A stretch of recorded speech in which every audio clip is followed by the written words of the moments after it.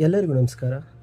ನಾನಿವತ್ತು running between the wickets ಅಂದರೆ ಇಬ್ಬರು ಬ್ಯಾಟ್ಸ್ಮನ್ಗಳು ಮೈದಾನದ ಒಳಗಡೆ ಇದ್ಕೊಂಡು ವಿಕೆಟ್ಗಳ ಮಧ್ಯದಲ್ಲಿ ಹೇಗೆ ಓಡ್ತಾರೆ ಅನ್ನೋದನ್ನು ಎಕ್ಸ್ಪ್ಲೈನ್ ಮಾಡೋದಕ್ಕೆ ಮುಂದಾಗಿದ್ದೇನೆ. ಕ್ರಿಕೆಟ್ನಲ್ಲಿ ರನ್ಗಳು ಓಡೋದು ಬಹಳ ಮುಖ್ಯ. ಯಾಕಂತಂದರೆ ಎಲ್ಲ ಸಂದರ್ಭಗಳಲ್ಲೂ 4 ಮತ್ತು 6ಗಳನ್ನು ಹೊಡಿಲಿಕ್ಕಾಗೋದಿಲ್ಲ.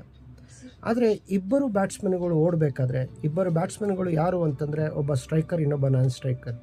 ಸ್ಟ್ರೈಕರ್ ಅಂತ ಯಾರನ್ನು ಕರಿತೀವಿ ಅಂತಂದರೆ ಬಾಲನ್ನು ಯಾರು ಫೇಸ್ ಮಾಡ್ತಾ ಇರ್ತಾನೋ, ಎದುರಿಸ್ತಾ ಇರ್ತಾನೋ ಆತ ಸ್ಟ್ರೈಕರ್ ಆಗ್ತಾನೆ. ನಾನ್ ಸ್ಟ್ರೈಕರ್ ಅಂತಂದರೆ ಬೌಲಿಂಗ್ ಎಂಡಲ್ಲಿ ಅಂಪೈರ್ನ ಪಕ್ಕದಲ್ಲಿ ನಿಂತ್ಕೊಂಡಿರ್ತಕ್ಕಂಥವನು ನಾನ್ ಸ್ಟ್ರೈಕರ್ ಆಗ್ತಾನೆ. ಇವರಿಬ್ಬರ ಮಧ್ಯದಲ್ಲಿ ಹೊಂದಾಣಿಕೆ ಇರಬೇಕು. ಹೊಂದಾಣಿಕೆ ಇದ್ದಾಗ ಮಾತ್ರ ರನ್ನಿಂಗ್ ಬಿಟ್ವೀನ್ ದ ವಿಕೆಟ್ಸ್ ತುಂಬ ಸುಲಭವಾಗಿ ಆಗುತ್ತೆ. ಗ್ಯಾಪ್ನಲ್ಲಿ ಹೊಡೆದಂಥ ಚೆಂಡುಗಳನ್ನು ಅವರು ಗಮನಿಸಬೇಕಾಗುತ್ತೆ.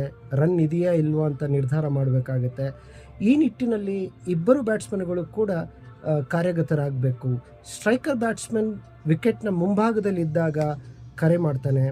ನಾನ್ ಸ್ಟ್ರೈಕರ್ ವಿಕೆಟ್ನ ಹಿಂಭಾಗದಲ್ಲಿ ಇದ್ದಾಗ ಕರೆ ಮಾಡ್ತಾನೆ. Usually yes or no, wait on ಅಂದರೆ ಕಾಯಿರಿ ಅಂತ, ನಿಂತ್ಕೊಳ್ಳಿ ಅಂತ ಒಂದು ಸಿಗ್ನಲನ್ನು ಕೊಡ್ತಕ್ಕಂಥದ್ದು. ಅಂದರೆ ಈ ಕಾಲ್ ಏನಿದೆ, ಈ ಕರೆ ಏನಿದೆ ಜೋರಾಗಿ ಕೊಡಬೇಕಾಗತ್ತೆ, ಜೋರಾಗಿ ಕೂಗ್ಕೊಳ್ಬೇಕಾಗತ್ತೆ.